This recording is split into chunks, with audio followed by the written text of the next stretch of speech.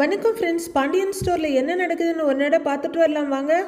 கதிரும் ராஜியும் மீனா சொன்ன பேங்க் ஸ்டாஃபை லோனுக்காக பார்க்க போயிருக்காங்க. ஃபைலை வாங்கி பார்க்குறவங்க சாரி ஷூரிட்டி இல்லாமல் கொடுக்க முடியாது, ஷூரிட்டி கொடுக்குற மாதிரி யாரையாவது கூட்டிகிட்டு வர முடியுமான்னு பாருங்க. அப்படி பண்ணினீங்கன்னா உங்களுக்கு உடனே லோன் அரேஞ்ச் பண்ணிடுவேன் நான் அப்படின்னு அந்த ஸ்டாஃப் சொல்ல ஓகேன்னு தலையாட்டுறாரு கதிர். ஓகே இந்தாங்க அப்படின்னு ஃபைலை கொடுக்க வாங்கிக்கிற கதிர். ஓகேங்க மேடம், தேங்க்யூ மேடம் அப்படின்னு எழுந்திருக்க தேங்க்யூ மேடம்னு ராஜியும் சொல்லிட்டு எழுந்திருக்கிறாங்க. ரெண்டு பேரும் வெளியே வந்ததும் உனக்கு கஷ்டமா இருக்கா அப்படின்னு ராஜு கேட்க அதெல்லாம் ஒன்றும் இல்லை, இது வரைக்கும் போன இடத்துல இந்த ப்ரப்போசலை கையில வாங்கி கூட பார்க்கல. இவங்க அப்படி இல்லை, ப்ரப்போசலை பார்த்தாங்க, ஓரளவுக்கு நம்பிக்கையா ஜெனியனா பேசுனாங்க, அது வரைக்கும் சந்தோஷம் தாங்கிறாரு கதிர்.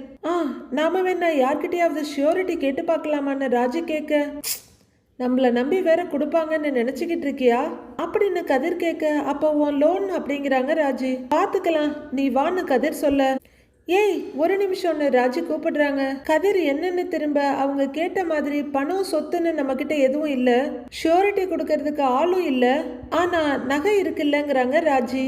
நாம நகையை வச்சு வேணும்னா லோன் வாங்கலாமான்னு ராஜி கேட்க நகை இருக்கா நம்ம கிட்டயா எங்க இருக்குன்னு கதிர் கேட்க ஆமா இதோ இந்த பேக்ல இருக்குல்லங்கிறாங்க ராஜி. அந்த நகை தான் சொல்றேன்னு அவங்க சொல்ல கதிரோட முகம் சுண்டி போயிடுது. வா போலான்னு அவர் சொல்ல ஏய் இருங்கிறாங்க ராஜி. என்ன அப்படின்னு கதிர் கேட்க இந்த நகையை வச்சு லோன் வாங்கினாதான் என்னங்கிறாங்க ராஜி. சீரியஸா தான் பேசிட்டு இருக்கியா நீ அப்படின்னு கதிர் கேட்க ஆமான்னு ராஜி சொல்றாங்க. யார் நகை இது அப்படின்னு கதிர் கேட்க இது என்னோட நகைங்கிறாங்க ராஜி.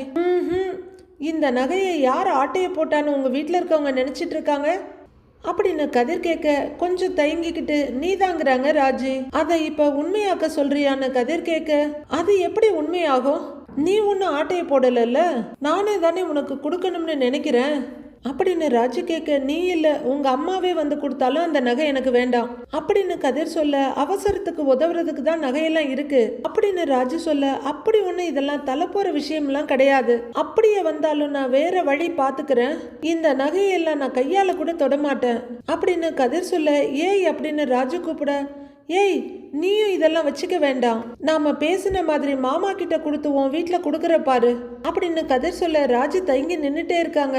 என்ன இன்னைக்கே அதை கொடுத்துரு, இத நாமளே வச்சுக்கணும்னு உனக்கு அந்த எண்ணம் கூட வரக்கூடாது, வா வீட்டுக்கு போலாம் வா அப்படின்னு கதிர் சொல்ல ராஜியும் தயங்கிக்கிட்டே போறாங்க. நைட் ஆகுது, வீட்டில் எல்லாரும் சாப்பிட்டுட்டு இருக்காங்க. சுகன்யாவுக்கு இப்பெல்லாம் சாப்பாடு பரிமாறுறது தவிர வேற ஒன்றும் பெருசா வேலை இருக்க மாதிரி தெரியல. அப்போ மீனா ஒரு பவுலை தூக்கிக்கிட்டு இந்த பக்கம் சர்வ் பண்றதுக்காக வர்றாங்க. எல்லாரும் வாயில ஏதோ சிக்கிக்கிட்ட மாதிரி அமைதியா உட்கார்ந்து இருக்க பழனிதான் அந்த மௌனத்தை கலைக்கிறாரு. அப்புறம் மாப்பிள்ள வேலையெல்லாம் எப்படி போச்சு முத நாள்ல அப்படின்னு கேட்க நல்லா போச்சு மாமாங்கிறாரு செந்தில். சந்தோஷம்டா அப்படின்னு அவரு சொல்ல மாமா உங்களுக்கு தனி கேபினான்னு ராஜு கேக்குறாங்க. அவரு அப்படின்னு தடுமாறிக்கிட்டு இருக்க உனக்கு தெரியாதாப்பா ஏன் கதிரு எங்களுக்கு வீடியோ கால் பண்ணி ஆபீஸ் எல்லாம் சுத்தி காமிச்சியே, ராஜுக்கு வீடியோ கால் பண்ணலையா அப்படின்னு சரவணன் கேட்க ஐயோ அப்படின்னு கதிர் பார்க்க பாண்டியன் ஒரு பார்வை பாக்குறாரு. அது மறந்துட்டேன் அப்படின்னு கதிர் சமாளிக்க என்னடா நீ அப்படின்னு சரவணன் சாப்பிடுறதுல மும்முரமாகிட நாம ஒரு நாள் போலாம் ராஜிங்கிறாங்க மீனா. சரிக்கா அவங்க சந்தோஷமா தலையாட்ட மீனாவும் ஓகேன்ற மாதிரி தலையாட்டுறாங்க. அப்ப தியானத்துல உட்கார்ந்துருக்க மாதிரி உட்கார்ந்துருக்க பாண்டியனை ஏக்கத்தோட பாக்குறாரு செந்தில். அப்பா நான் வேலைக்கு கிளம்பும் போது நீங்க கூட இருக்கணும்னு ரொம்ப ஆசைப்பட்டேன், காலையில உங்களை மிஸ் பண்ணேன்ப்பா அப்படின்னு செந்தில் சொல்ல மாமா நிஜமாவே இவர் உங்களை ரொம்ப மிஸ் பண்ணாரு, ஆபீஸ்ல இருந்துகிட்டு 2-3 தடவை எனக்கு ஃபோன் பண்ணி உங்களை பத்தி கேட்டாரு அப்படின்னு மீனா சொல்ல சரிப்பா இப்ப அதுக்கு என்ன பண்ணணுங்கிற அப்படின்னு பாண்டியன் கேட்க மீனா செந்தில் 2 பேரோட முகமும் சுண்டி போயிடுது. சாப்பிடுற நேரத்துல எதுக்கு தேவையில்லாத பேச்சு, எல்லாரும் அமைதியா சாப்பிடுங்கிறாங்க கோமதி. மாமா நீங்க என்கிட்ட கூட பேச வேண்டாம், ஆனா இவர் பாவம் மாமா, தயவு செஞ்சு இவர் கூட பேசுங்கன்றாங்க மீனா. எல்லா விஷயத்திலையும் சுயமா முடிவெடுக்க கூடிய பெரிய மனுஷினியே, நீ சொல்றப்ப எப்படிப்பா நான் கேட்காம இருக்க முடியும் அப்படின்னு பாண்டியன் குத்தலா பேச மீனா சங்கடத்தோட பார்க்க செந்தில் கொஞ்சம் கோவமா பாக்குறாரு. இவன் கூட பேசினா மட்டும் போதுமா இல்ல 2 நாள் இவன் கூட பேசாம இருந்தேனே அதுல கால்ல கீழே விழுந்து மன்னிப்பு கேட்கணுமா அப்படின்னு பாண்டியன் கேட்க என்னங்கங்கிறாங்க கோமதி. சொல்லுப்பா அப்படின்னு பாண்டியன் மீனாவை பார்த்து கேட்க மாமா அப்படின்னு சங்கடமா சொல்றாங்க அவங்க. அண்ணி என்ன பேசுறாங்க, நீங்க என்ன பேசுறீங்கப்பா அப்படின்னு கதிர் கேட்க, தம்பி மாமா கிட்ட எதுக்கு கோவப்படுறீங்க அப்படின்னு சம்மனே இல்லாம வந்து ஆஜராகிறாங்க மயிலு.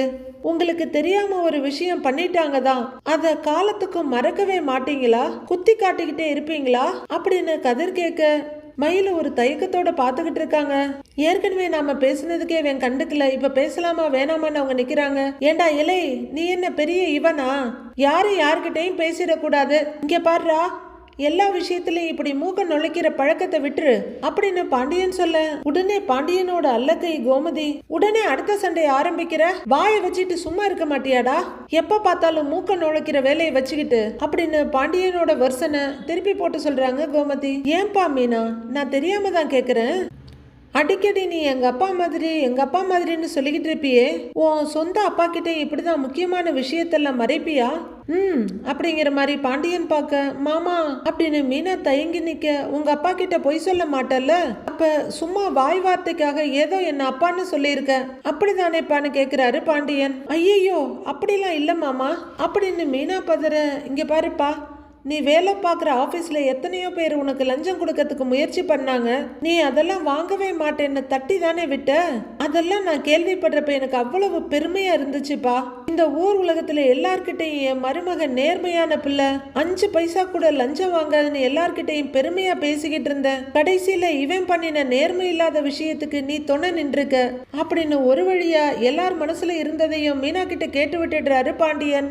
மீனா தலை குனிஞ்சு நின்றுட்டு இருக்க, இங்க பாருப்பா மீனா, சம்பாதிக்க முடியும் உன்னாலன்னு ஒரு நம்பிக்கை கொடுக்கலாம், அதுக்கு எதை வேணாலும் செய்யுங்கிற ஒரு திமிரை கொடுக்க கூடாது, அது என்ன செய்யும் தெரியுமா, ஒரு மனுஷனை அழிச்சுப்படும் அப்படின்னு பாண்டியன் சொல்ல, செந்தில் ஏதோ சொல்ல வர, டக்குன்னு மீனா ஒரு தோல்ல கைய வச்சு தடுக்கிறாங்க. ஏன்பா மீனா, நீ லோன் போட்ட விஷயம் உங்க அப்பாவுக்கு தெரியுமா அப்படின்னு பாண்டியன் கேட்க, தெரியாது மாமாங்கிறாங்க மீனா. அவ்வளவுதான், கூனி தன்னோட வேலையை ஆரம்பிச்சிடுறாங்க. அப்போ யாருக்குமே எதுவுமே தெரியாது, பண்ற வேலையை ரொம்ப ரகசியமா பண்ணிருக்க போலயே அப்படின்னு சமயம் பார்த்து தூண்டில வீசுறாங்க சுகன்யா. நீங்க பணம் கொடுத்திருக்கீங்கன்னு தான் அண்ணி வீட்டுல நினைச்சிட்டு இருக்காங்க அப்படின்னு கதிர் சொல்ல, கண்டுக்காத பாண்டியன், ஏன்பா நாளைக்கு இந்த விஷயம் உங்க அப்பாவுக்கு தெரிய வந்தா அவர் என்ன நினைப்பாரு, இந்த வீட்டு ஆளுங்க உங்ககிட்ட பணத்தை சுரண்டுறோன்னு நினைக்க மாட்டாரு, சரிப்பா அவர் அப்படி நினைக்கலன்னே வச்சுக்க, என்னைய பத்தி என்ன நினைப்பாரு, பெத்த மகனுக்கு 5 பைசா கூட செலவழிக்காத மனுஷன்னு நினைக்க மாட்டாரு அப்படின்னு பாண்டியன் கேட்க, மாமா அது அப்படின்னு மீனா சொல்லிட்டு இருக்கும் போதே, அப்ப நான் சம்பந்தக்காரங்கிட்ட கேவலப்படுறத பத்தி உங்களுக்கு கவலையே கிடையாது அப்படிதானே என்ன பாண்டியன் கேட்க, வேலைக்கு பணம் கொடுத்தத சொல்லி இருக்கணும் தான் மாமா, நீங்க எல்லாரும் பதட்டப்படுவீன்னு தான் நான் சொல்லல, அதனால மட்டும்தான் சொல்லல, மத்தபடி எந்த உள்நோக்கமும் இல்ல மாமா அப்படின்னு மீனா ரொம்பவே சங்கடத்தோட சொல்ல, இதோ பார்ப்பா மீனா, பதட்டமாகிறது பெருசா இல்ல நான் உங்க அப்பா முன்னாடி அவமானப்பட்டு நிக்கிறது பெருசா, ஏப்பா இந்த விஷயமெல்லாம் உங்க அப்பாவுக்கு தெரிஞ்சா என்ன எவ்வளவு கேவலமா நினைப்பாரு, பெத்த பிள்ளைக்கு எதுவுமே செய்யாத ஒரு மனுஷன் என்ன நினைக்க மாட்டாரு அப்படின்னு பாண்டியன் கோவமா கேட்க, மீனா ரொம்பவே சங்கடத்தோட நின்னுட்டு இருக்க, டேபிள்ல 2 கையையும் தட்டிட்டு அப்படியே வீரா வேசமா போருக்கு புறப்படுற மாதிரி எந்திரிக்கிறாரு செந்தில். எல்லாரும் அதிர்ச்சியோட பாத்துக்கிட்டு இருக்க பாண்டியன் முறைச்சிட்டு இருக்க, அவரு நினைச்சாலும் நினைக்காட்டியும் அதுதானே உண்மை அப்படின்னு செந்தில் சொல்ல, கோமதி அட்மோஸ்ட் அதிர்ச்சிக்கு போயிடுறாங்க. மீனாவும் பயமும் அதிர்ச்சியுமா பாக்குறாங்க. சரவணன் வாயை திறந்த வாக்கிலேயே உட்கார்ந்து இருக்காரு. மயில அதிர்ச்சியோட பாத்துக்கிட்டு இருக்க, மாப்பிள்ள அப்படின்னு பழனிய அதிர்ச்சியா கூப்பிடுறாரு. என்னாச்சு மாமாவுக்கு இன்னைக்கு அப்படின்னு ராஜி பாத்துக்கிட்டு இருக்க, அண்ணே ஏன்னே அப்படிங்கிற மாதிரி கதிர் பாக்குறாரு. செம்மடா இப்பதான் ஆட்டம் சூடு பிடிக்குதுங்கிற மாதிரி சுகன்யா பாக்குறாங்க. பாண்டியன் பயங்கர கோவத்தோட நம்ப முடியாம பாக்குறாரு. ஏங்க என்ன பேசுறீங்கன்னு மீனா கைய பிடிக்க, விடு அப்படின்னு கைய உதறிக்க, ஏண்டா என்னடா பண்றேன்னு கேக்குறாங்க கோமதி. சாப்பாடை தட்டி விடுற, உனக்கு அம்புட்டு கோவம் வருதாடா, தொலைச்சு போடுவேன் தொலைச்சு, பேசாம உட்காருடா, உட்கார்ந்து சாப்பிடுறா அப்படின்னு கோமதி சொல்ல, கண்டுக்காம செந்தில் நிக்க அவங்க இன்னும் டென்ஷன் ஆகுறாங்க. ஏய் சொல்லிக்கிட்டே இருக்கேன் பேசாம உட்காரு அப்படின்னு கோமதி மிரட்ட, ஏய் ஏய் ஏய் பொறுடி பொறுமையாரு, ஆபீசர் கோவப்பட்டு ஏதோ பேச வர்றாரு, விடு பேசட்டும் அப்படின்னு பாண்டியன் சொல்ல, பேசத்தான் போறேன் அப்படின்னு செந்தில் சொல்ல, என்னடா இவன் இப்படி பேசுறான்னு கோமதி அதிர்ச்சியா பார்த்துட்டு இருக்காங்க. ஓ, புள்ள பூச்சிக்கெல்லாம் கொடுக்கு முளைச்சிருச்சு அப்படின்னு பாண்டியன் பாத்துக்கிட்டு இருக்காரு. யாரு பேசாதன்னு சொன்னாலும் பேசதான் போறேன் அப்படின்னு புது தண்ணி பாஞ்ச நெல்லு நாத்து மாதிரி குதிக்கிறாரு செந்தில். டேய், உங்க அப்பா எதுக்கு பேசுறேன்னு ஞாபகம் இருக்கா இல்லையா? பேசாம உட்காருடா, உட்காருன்னு சொல்லிக்கிட்டு இருக்கேன் அப்படின்னு கோமதி மிரட்ட செந்தில் உட்காருடாங்கிறாரு சரவணன். இல்லன்னே, இன்னைக்கு நான் பேசணும் அப்படின்னு ஆபீசர் சொல்ல எழுந்திருக்கிற பழனி, டேய் இப்ப எதுவும் பேச வேணாம் உட்காருங்கிறாரு. உட்காருங்க, பேசாம உட்காருங்கன்னு மீனாவும் சொல்ல ரெண்டு பேரோட கையையும் தட்டி விடுறாரு செந்தில். இவரு எல்லாரும் முன்னாடி என்ன வெல்லாமோ பேசுவாரு, நாங்க கைய கட்டிக்கிட்டு வாயை மூடிக்கிட்டு சும்மா இருக்கணுமா அப்படின்னு செந்தில் கத்த பாண்டியன் உடம்புக்குள்ள ஒரு பூகம்பமே வருது. எல்லாரும் அதிர்ச்சி விலகாம பாத்துக்கிட்டு இருக்க மீனா லோன் போட்டதாகட்டும் அதை மறைச்சதாகட்டும் இது எல்லாமே ஒரு பக்கம் இருக்கட்டும். இப்ப எனக்கு கவர்மெண்ட் வேலை கிடைச்சிருக்கு. இவரு என்ன பண்ணணும்? என்ன வெறுத்து ஒதுக்குன என் மாமனார் வீட்டு வாசல்ல வந்து நிக்கிறாரு எனக்காக. இவரு ஏன் கூட நின்னு இருக்கணும்ல. அப்போ சரி, இவரை கடையில போய் பார்த்து ஆசீர்வாதம் வாங்கிட்டு போலாம்னு போனேன், அங்கேயும் இல்ல அப்படின்னு செந்தில் சொல்ல, டேய் வேணாண்டா அப்படின்னு கோமதி சொல்லிட்டு இருக்க. அம்மா நான் பேசி முடிச்சிடுறேன் அப்படிங்கிற செந்தில் பிள்ளைங்களோட சந்தோஷத்துல கூட நிக்க தெரியல. அப்புறம் எதுக்கு இந்த பேச்சு பேசிக்கிட்டு இருக்காரு அப்படின்னு செந்தில் சொல்லிட்டு இருக்க. மாதிரி தலையாட்டிட்டு இருக்காரு பாண்டியன். அதுவும் இல்லாம மீனாவையும் போட்டு திட்டிக்கிட்டு இருக்காரு அப்படின்னு செந்தில் சொல்ல உதட்ட பிதுக்கிட்டு பாத்துட்டு இருக்காரு பாண்டியன். மாமா என்ன எப்ப திட்டினாங்க அப்படின்னு மீனா கேட்க, காசு விஷயம் தெரிஞ்சதுல இருந்து அதை தானே பண்ணிட்டு இருக்காரு, இதுல கூட சப்போர்ட்டுக்கு அம்மா வேற அப்படின்னு செந்தில் சொல்ல சாப்பாட்டு முன்னாடி உட்கார்ந்து இருந்த கதிர் வேகமா எழுந்து, அண்ணே நீ பேசு, ஆனா இம்புட்டு கோவமா பேசாத அப்படின்னு அவரோட கையை பிடிக்க அவரோட கையை தட்டி விட்டுட்டு, டேய் நான் எப்படி பேசணும்னு நீ எனக்கு சொல்லித்தராதடா. மீனா பண்ணின வேலைக்கு நியாயமா நாம எல்லாரும் மீனாவுக்கு சப்போர்ட் தான் பண்ணியிருக்கணும். அதை விட்டுட்டு சும்மா நொய்யின்னுகிட்டு அப்படின்னு செந்தில் சொல்ல அது வரலாம் அதிர்ந்து போய் உட்கார்ந்திருந்த பாண்டியன், டேய் அப்படின்னு டேபிள தட்டிட்டு எழுந்திருக்கிறாரு. என்னடா பேசுற?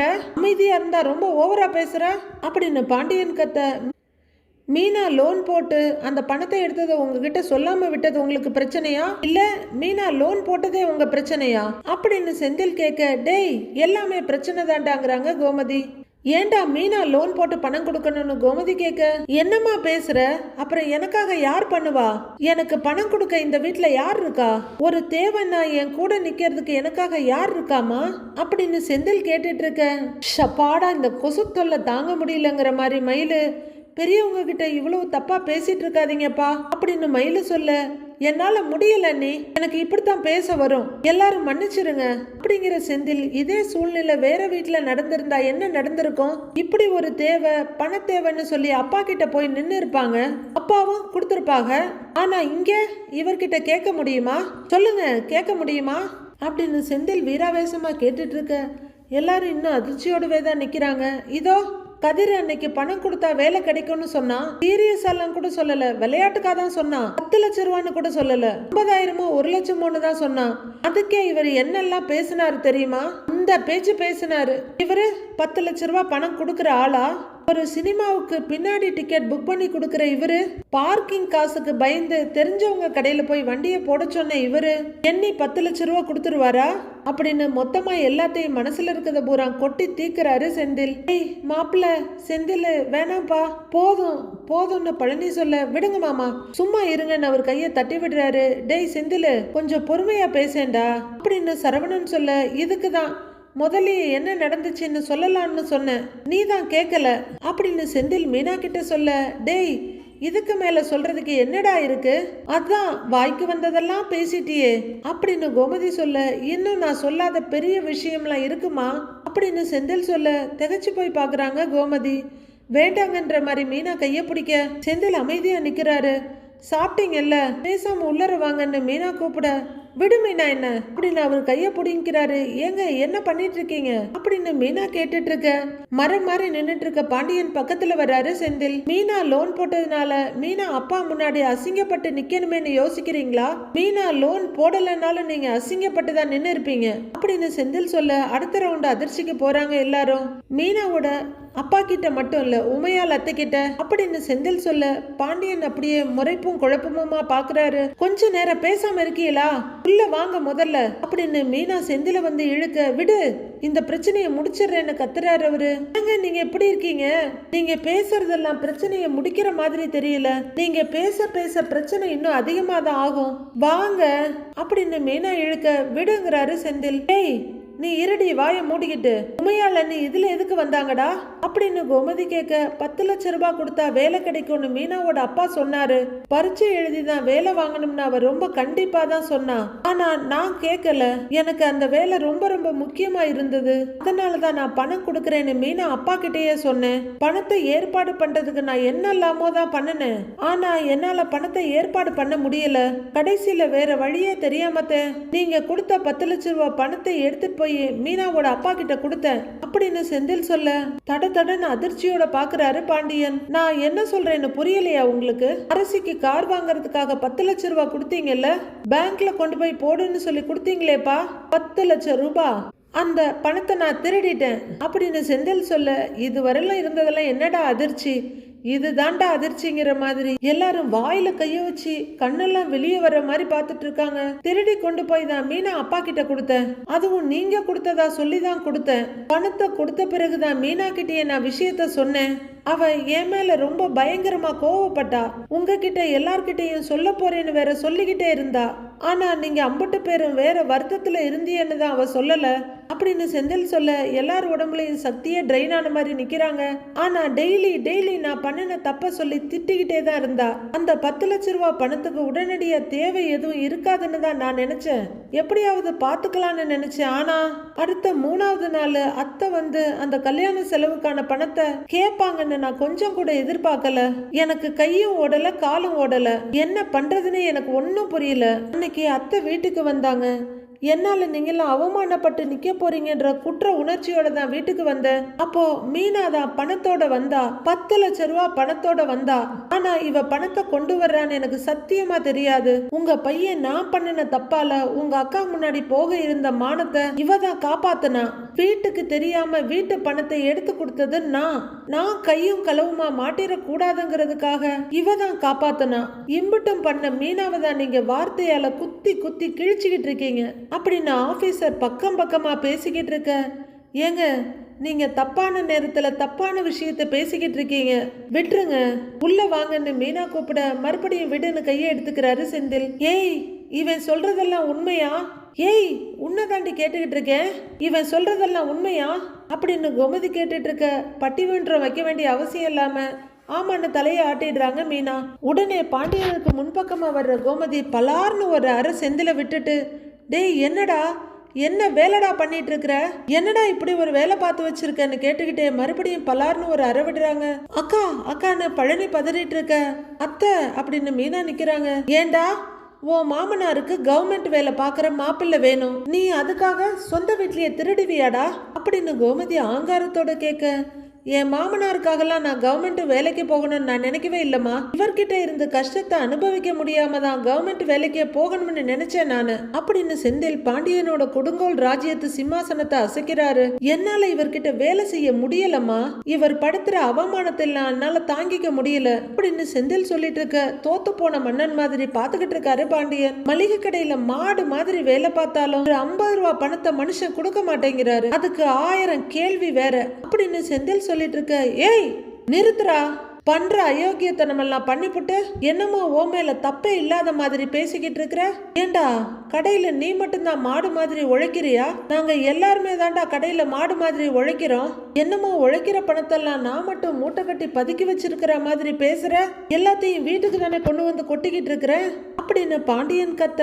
இந்த கதையே வேண்டாம், வேலை பார்க்குற எல்லார் கையிலயுமே பணம் இருக்கணும், என் கையில பணம் இருக்கா இல்ல நீங்க தான் எனக்கு கொடுக்குறீங்களா, பணம் கொடுக்காட்டி கூட பரவாயில்ல, எல்லாத்தையும் சேர்த்து வச்சு அவமானத்தையும் வேதனையும் மட்டும்தானே கொடுக்குறீங்க, ஒரு நாள் கூட எங்கேயாவது ஓடிடலாமான்னு யோசிக்காம டெய்லி அந்த கடையில கால் வச்சதா சரித்திரமே இல்ல அப்படின்னு வரலாற்றின் பக்கங்களை புரட்டிக்கிட்டு இருக்காரு செந்தில். அது தெரியுமா உங்களுக்கு அப்படின்னு செந்தில் கேட்க, எல்லாருமே திகைப்பா பார்த்துக்கிட்டு இருக்காங்க. உங்க அப்பா மளிகை கடை வச்சிருக்காங்க, நல்ல பெரிய லெவல்ல பிசினஸ் பண்றாங்க, 10 லட்ச ரூபா உங்க அப்பா கொடுக்க மாட்டாருன்னு என் மாமனார் கேக்குறாரு. எங்க அப்பா கையில இருந்து 5 பைசா கூட வராதுன்னு நான் உங்களை அசிங்கப்படுத்த விரும்பல. எங்க வீட்டுல இதெல்லாம் பேச முடியாதுன்னு சொல்லி நம்ம வீட்டை நான் அசிங்கப்படுத்த விரும்பல. அதனால அவர் சொன்ன எல்லாத்துக்குமே நான் சரி சரின்னு தலையாட்டிட்டு நீங்க பேங்க்ல போடுன்னு சொல்லி கொடுத்த பணத்தை என் மாமனார் கையில கொடுத்தேன் அப்படின்னு சொல்ல அப்படியே பார்த்துக்கிட்டு இருக்காரு பாண்டியன். தப்பு தான், நான் பண்ணினது பெரிய தப்பு தான். அதுக்காக என்ன தண்டனை வேணும்னாலும் எனக்கு கொடுங்க. ஆனா மீனாவை பழிக்காதீங்க, தண்டிக்காதீங்க, அவ மேல கோவப்படாதீங்க அப்படின்னு செந்தில் சொல்ல, தப்பு தான்டா, உன் பொண்டாட்டிய நான் திட்டுனது தப்பு தான், மன்னிச்சிடுறா அப்படிங்கிற பாண்டியன் மீனா பக்கமும் பார்த்து மன்னிச்சிருப்பாங்கிறாரு. ஐயோ மாமா, என்ன மாமா அப்படின்னு மீனா பதற, மன்னிச்சிருங்கிறாரு. டேய், அதுக்காக நீ சொன்னதெல்லாம் சரின்னு என்னால ஏத்துக்க முடியாதுடா. என்ன சொன்ன? மளிகை கடையில வேலை வாங்கி உன்னை கொடுமைப்படுத்துறேனா நானு? நல்லா இருக்குடா. சரிடா, நீ வேற எங்கேயாவது வேலைக்கு போயிருந்தன்னா உனக்கு ஒரு வேலையும் கொடுக்க மாட்டாங்க. உன்னைய ஒரு வேலையும் வாங்காம காசை எண்ணி சம்பளத்தை கொடுத்துருவாங்களோ, இல்ல அப்படியே ஊஞ்சல்ல உட்கார வச்சு ஆட வச்சு காசை கொடுத்து அனுப்புவாங்களா? உழைச்சா தானே காசு. வேலை செய்யறதுக்கு சோம்பேறித்தனப்பட்டுக்கிட்டு கடைசியில என்ன குத்தம் சொல்றியா நீ? போடா, போய் ஊர் உலகத்துல எல்லா பக்கமும் கேட்டுப்பாரு. ஒவ்வொரு அப்பனும் பிள்ளைங்கள் எல்லாம் என்ன பாடுபடுத்திக்கிட்டு இருக்காங்கன்னு. அந்த மாதிரியா நானு? டேய், என்னைய மாதிரி நல்ல அப்பன் கிடைக்கிறதுக்கு நீங்க எல்லாம் கொடுத்து வச்சிருக்கணும்டா அப்படின்னு பாண்டியன் தன்னோட கெத்துல அப்படியே நிக்க, யாரு சொன்னாங்க நீங்க நல்ல அப்பான்னு அப்படின்னு செந்தில் கேட்க, மறுபடியும் எல்லாரும் அதிர்ச்சிக்கு போறாங்க. பயங்கரமா அடிப்பட்ட பார்வை பாக்குறாரு பாண்டியன். யாரா சொல்லணும்? நானே சொல்லுவேண்டா, நான் நல்ல அப்பன் தான் அப்படின்னு பாண்டியன் சொல்ல, நீங்களா அப்படி நினைச்சுக்கிட்டு இருக்கீங்க, ஆனா நீங்க ஒரு நல்ல அப்பன் கண்டிப்பா கிடையாது அப்படின்னு செந்தில் ஆணித்தரமா சொல்லிட, அப்படியே அதிர்ச்சியில உறைஞ்சு போய் பாக்குறாங்க எல்லாரும். மீதி என்ன நடக்குதுன்னு நாளைக்கு பார்க்கலாம் ஃப்ரெண்ட்ஸ்.